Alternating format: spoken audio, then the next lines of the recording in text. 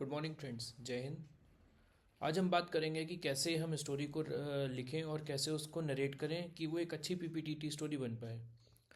पीपीटीटी story simple होनी चाहिए, logical होनी चाहिए और असेसर फ्रेंडली मैनर में हमको उसको डिलीवर करना होना चाहिए। बहुत सारे कैंडिडेट्स फेल हो जाते हैं क्योंकि उनके पास इंटेलिजेंस तो होता है, बट वो पिक्चर को ओवर थिंक कर ले रहते हैं या उसको ओवर क्रिएटिव बना देते हैं। Remember, PPDT is not about imagination, it is about clarity of thought, confidence and social awareness. सबसे पहले आता है अंडरस्टैंडिंग द पिक्चर। सबसे पहला स्टेप होता है पीपीडीटी में पिक्चर ऑब्जर्वेशन, और जिसको हम कहते हैं पिक्चर परसेप्शन। आप वही लिखें जो चीज़ विजिबल है, उससे ज़्यादा ना उससे कम।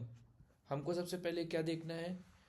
नंबर ऑफ पीपल, कितने बंदे हैं अप्रॉक्स, उनका एज ग्रुप क्या है, उनका जेंडर क्या है, उनका मूड क्या है, सीरियस, वरीड और नॉर्मल, मतलब पॉजिटिव, नेगेटिव और न्यूट्रल मूड। और सेटिंग, ये कहाँ पे हो रहा है, विलेज है, रोड है, स्कूल है, फील्ड है, ऑफिस है, कहाँ पे हो रहा है। फिर उसके बाद हमारा नेक्स्ट स्टेप होता है चूजिंग द मेन कैरेक्टर।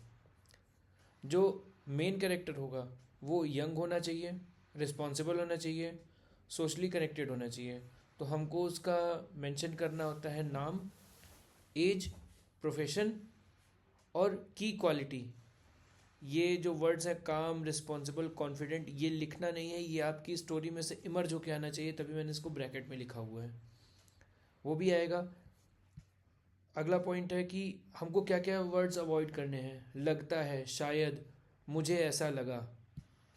एक मैंने एग्जाम्पल लिखा है, हिंदी में लिखा है, जिससे बहुत से हमारे जो कैंडिडेट्स हैं वो एसएसबी की तैयारी कर रहे हैं, वो आर्मी बैकग्राउंड से सर्विस एंट्रीज के लिए तैयारी कर रहे हैं, तो उनको इंग्लिश में समझना मुश्किल हो जाता है, लेकिन आपको इंग्लिश में ही जाके लिखना है। जैसे लिखा है, इस कहानी का मुख्य पात्र रवि है, 24 वर्ष का इंजीनियरिंग ग्रेजुएट है जो अपने गांव में राशन डिस्ट्रीब्यूशन का काम संभालता है। मतलब क्लियर कट है, एक रवि बंदा है, 24 साल का है, इंजीनियरिंग ग्रेजुएट है, अपने गांव में वो राशन डिस्ट्रीब्यूशन का काम संभालता है। Name, age and profession. अब बात आती है हमारा थीम सिलेक्शन की। थीम, एक तो जो भी हम सेलेक्ट कर रहे हैं, जो भी हमारे दिमाग में आ रहा है, वो सोशली होनी चाहिए, प्रैक्टिकल होनी चाहिए और अचीवेबल होनी चाहिए। थीम सिलेक्शन का सीधा सीधा एक फंडा है कि अगर आपने वो काम किया है, आप सोशली एक्टिव हो, आप प्रैक्टिकल अप्रोच में चलते हो और आप जो भी काम करते हो वो अचीव हो सकता है, तो आपका थीम ऑटोमेटिकली सिलेक्ट हो जाएगा। हमको क्या क्या अवॉइड करना है? टेररिस्ट अटैक, एक्सट्रीम हीरोइक्स और फिल्मी ट्विस्ट। अब एक एग्जांपल जैसे मैंने लिखा है, गांव में अचानक राशन का सप्लाई लेट हो जाती है जिससे गांव में अफरा तफरी का माहौल बन जाता है। वेरी वेल, हम देख सकते हैं। सबसे एक इम्पॉर्टेंट है एक्शन और प्लान। एक्शन और प्लान के लिए जो भी हीरो है या जो भी इंडिविजुअल को हम मेन कैरेक्टर बना रहे हैं, उसको रिस्पॉन्सिबिलिटी लेनी है, उसको और बंदों को भी इन्वॉल्व करना है और उसको लॉजिकल एक्शन के हिसाब से उस सिचुएशन को सॉल्व करना है। It is not a problem, it is a situation. And जो आपको इमेज प्रोजेक्ट होती है वो सिचुएशन बेस्ड होती है। इट इज़ नॉट कि वो एक प्रॉब्लम है, वो सिचुएशन है।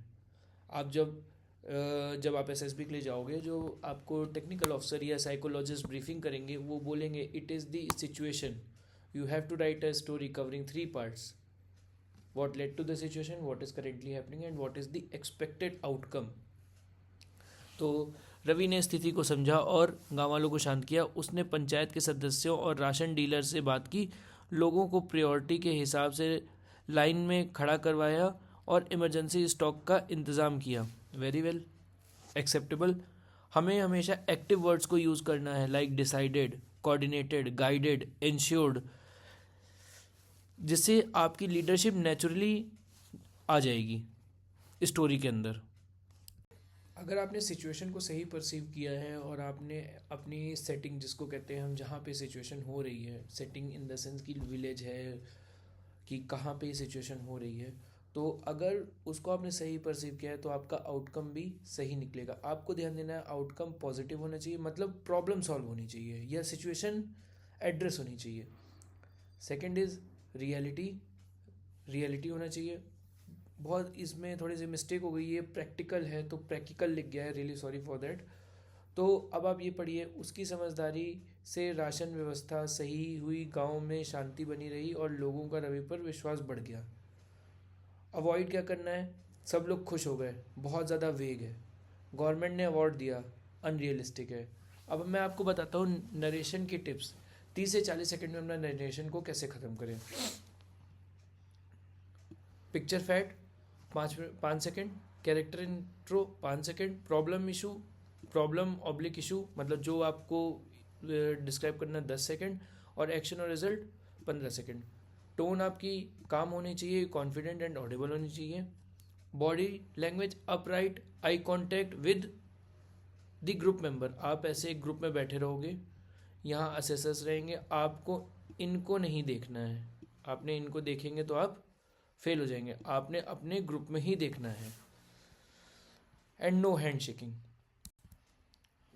कॉमन पीपीटी मिस्टेक, पिक्चर को हम ओवर थिंक कर लेते हैं, बहुत सारे हीरोज़ बना देते हैं, क्लियर एक्शन हमारा नहीं होता है, इमोशंस बहुत ज़्यादा डाल देते हैं, और unrealistic ending. Ideal PPT story की जो चेकलिस्ट है, सबसे पहले clear main character, socially relevant problem oblique issue, no, it is not a problem, it is issue also, logical action, team involvement, positive outcome, and the most important is simple language. A good PPT story is simple, logical, and socially relevant.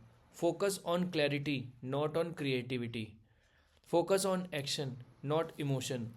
It is your thought process. If your thought process is clear, your story will automatically reflect officer like qualities. मैं आपको एक narration को किस तरह हमको करना है, इस तरह आप अपना नरेशन को तैयार करिए और अपनी आप प्रैक्टिस करिए। This is the sample narration.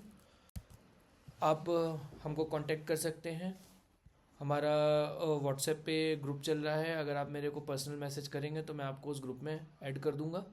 और बाकी हमारा टेलीग्राम पे भी लिंक है जिसमें डेली जो है टेस्ट स्टोरीज डालते हैं लोग, और मैं उस पर रिव्यू देता हूँ। I am telling it is free guidance programme, I am not charging a single rupee from anyone. Thank you, जय हिंद।